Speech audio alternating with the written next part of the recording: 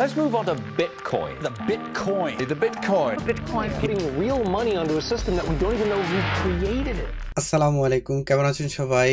আপনাদের সাথে আছি আমি নাজমুল হাসান। ভিডিওটি শুরু করার আগে কিছু কথা, জরুরি কথা, সেগুলো আপনাদের সাথে শেয়ার করতেছি। আজকের ভিডিওটি দেখার পর হয়তো আপনারা একটা বিটকয়েন মাইনিং অথবা ক্রিপ্টো মাইনিং এর মাধ্যমে কিভাবে একটা প্যাসিভ ইনকাম করতে পারেন সেই বিষয়টা আপনাদের কাছে ক্লিয়ার হয়ে যাবে।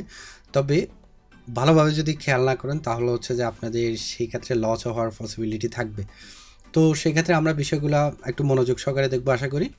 তো শেষ পর্যন্ত দেখতে রাখুন, আশা করি আপনারা বুঝতে পারবেন। তো বিটকয়েন মাইনিং অথবা ক্রিপ্টো মাইনিং দুইটা অপশান, একটা হচ্ছে যে ক্রিপ্টো, আরেকটা হচ্ছে মাইনিং। তাহলে হচ্ছে যে ক্রিপ্টো যেটা হচ্ছে যে আমরা সবাই জানি সেটা হচ্ছে digital currency, Bitcoin, Ethereum, Stellar, XRP, Doge, এভাবে অনেকগুলো ক্রিপ্টো কারেন্সি আছে। আরেকটা হচ্ছে যে আপনার মাইনিংয়ের কাজটা কি? ইয়েস, দ্যাটস দ্য মাইনিংয়ের কাজটা কি? মাইনিংটা হচ্ছে যে বেসিক্যালি হচ্ছে যে আপনার ট্রানজ্যাকশন কনফার্মেশন দেওয়া, ট্রানজ্যাকশন ব্লক অথবা ট্রানজ্যাকশন কনফার্মেশন করা, এটাকেই বলা হচ্ছে যে মাইনিং। তো মাইনিংয়ের বিষয়টা আমরা ডিপ ডাইভ দেওয়ার আগে আমাদেরকে আগে মাইনিংয়ের অথবা ক্রিপ্টোকারেন্সির বেসিক বিষয়গুলো রিভাইজ করতে হবে। সেই ক্ষেত্রে হচ্ছে যে আমরা যে বেসিক বিষয়গুলো নিয়ে কথা বলবো সেটা হচ্ছে যে আপনার ক্রিপ্টো কাজ করে কীভাবে। আমরা এটা এক্সাম্পল নেই। ক্রিপ্টোটা সাধারণত ডিসেন্ট্রালাইজ, আর আমাদের যে প্রচলিত সিস্টেমটি আছে সেটা হচ্ছে সেন্ট্রালাইজ। যেমন যদি আপনি কোথাও একটা ট্রানজ্যাকশন করেন, একটা কোম্পানিকে পেমেন্ট করছেন, একটা ই কমার্স অ্যামাজনকে পেমেন্ট করছেন, অ্যামাজনকে পেমেন্ট করার যে প্রসেসটা সেটা হচ্ছে যে আপনি মাস্টার কার্ড, ক্রেডিট কার্ড যে প্রসেসে করে থাকেন, একটা গেটওয়ে হয়ে ব্যাংকের অ্যাপ্রুভাল নিয়ে ওই কোম্পানির অ্যাকাউন্টে পেমেন্টটা গেছে। তো ওই ব্যাংকে ওই ডাটাটা রেজিস্টার থাকে বা ওই ট্রানজ্যাকশানটা রেজিস্টার থাকে। ডাটা চেঞ্জ করার, ডাটা ভ্যালু চেঞ্জ করার সুযোগ আছে। অথবা কোনো হ্যাকার যদি সেটাকে হ্যাক করার পর সেটাকে আপনার চেঞ্জ করার সুযোগ থাকে। That's the point. এখানেই হচ্ছে যে ক্রিপ্টোকারেন্সির আবিষ্কার, যেখানে হচ্ছে যে আপনার ট্রানজ্যাকশান ভ্যালিডেশন অথবা ট্রানজ্যাকশান আপনার ভ্যালিড করার জন্য কোনো সেন্ট্রালাইজ সিস্টেম নেই।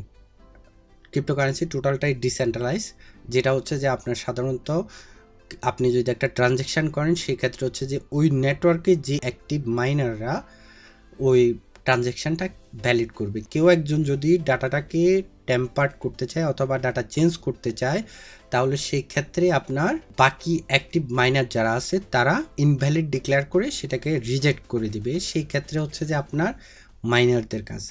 তো এই ক্ষেত্রে হচ্ছে যে আমি মাইনিংয়ের আরও দুইটা অপশানের কথা বলবো। একটা হচ্ছে যে প্রুফ অফ ওয়ার্ক, আরেকটা হচ্ছে যে proof of stack. Proof of ওয়ার্কটা হচ্ছে যে আপনার কম্পিটিশন থাকে। যদি আপনার 3টা ট্রানজ্যাকশান হয় অথবা একটা ট্রানজ্যাকশান দিচ্ছে, মাইনার আছে 5 জন, একটা ট্রানজ্যাকশান মাইনার আছে 5 জন, ওই একটা ট্রানজ্যাকশান যখন আপনার পুলে যাবে অথবা ব্লক চেইনে যাবে, সেটা যাওয়ার সাথে সাথে মাইনাররা সিরিয়ালে থাকবে, কিউতে থাকবে, এবং কি 3 জনের কাছেই বা 4 জনের কাছেই আপনার কি যাবে, ওই ট্রানজ্যাকশানের ইনফরমেশনটা যাবে ব্লকটা ক্রিয়েট করার জন্য অথবা আপনার সেটাকে সলভ করার জন্য, কনফার্মেশন দেওয়ার জন্য। সর্বপ্রথম ফার্স্ট যে সলভ করতে পারবে সেই রিওয়ার্ডটা পাবে। ইয়েস, সেই রিওয়ার্ডটাই হচ্ছে যে মাইনিং রিওয়ার্ড, অথবা মাইনিং করে যে টাকাটা কামায় সেটাকে ক্রিপ্টো হিসেবে পাবে। তো এখানে প্রুফ অফ ওয়ার্কে আপনার যখন 3 জনের ভিতরে একজনে সেটা প্রথমে সলভ করলো আর 2 জনে যেটা 50% সলভ করলো, তাদের জন্য কোনো রিওয়ার্ড নাই, তারা যে সময়টা দিছে সেটা ওয়েস্টে যাবে। এখানে হচ্ছে আরেকটা যেটা হচ্ছে প্রুফ অফ স্টেক। ইথেরিয়াম যেটা দিস ইয়ার করছে সেটা হচ্ছে প্রুফ অফ স্টেকে চলে গেছে। প্রুফ অফ স্টেকে মাইনাররা যেটা হয় কি,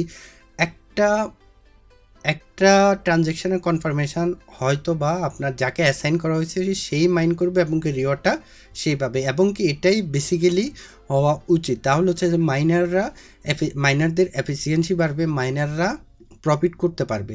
যদি ক্রিপ্টোকারেন্সি বা ক্রিপ্টো মাইনিংটা লিখে চার্জ দেন, দেখবেন যে গুগলে অনেকগুলো রিগ দেখতে পারবেন। এই রিগগুলো কি? এই রিগগুলাই হচ্ছে যে আপনার মাইনিংয়ের জন্য, জিপিও মাইনিংকে যেটা বলা হয় সেটাই হচ্ছে যে এই রিগগুলো কাজ করে। ডিফিকাল্টি কেন বাড়ছে, অথবা আপনার মাইনিং করতে এখন বর্তমানে ওই পরিমাণ রিওয়ার্ড পাওয়া যাচ্ছে না কেন, সে বিষয়টা নিয়ে যদি বলতে যাই তাহলে হচ্ছে যে আমাদের প্রথম হচ্ছে যে প্রথমকার দিকে হচ্ছে যে আমাদের মাইনিং কম ছিল, ট্রানজ্যাকশন কম ছিল, ইউজার কম ছিল, আপনার ইউজ কেস কম ছিল। যখন এটা ডে বাই ডে ইনক্রিজ হচ্ছে, আপনার ট্রানজ্যাকশন বাড়তেছে, তারপরে ইউজ কেস বাড়তেছে, অ্যাপ্রুভাল বাড়তেছে, সব কিছু মিলে যখন এগুলো বাড়তেছে তখন ট্রানজ্যাকশন কনফার্মেশনের পরিমাণটা বেড়ে যাচ্ছে, বেশি লাগতেছে আপনার। তখন হচ্ছে যে আপনার হার্ডওয়্যার এফিসিয়েন্সি বাড়ানো লাগতেছে।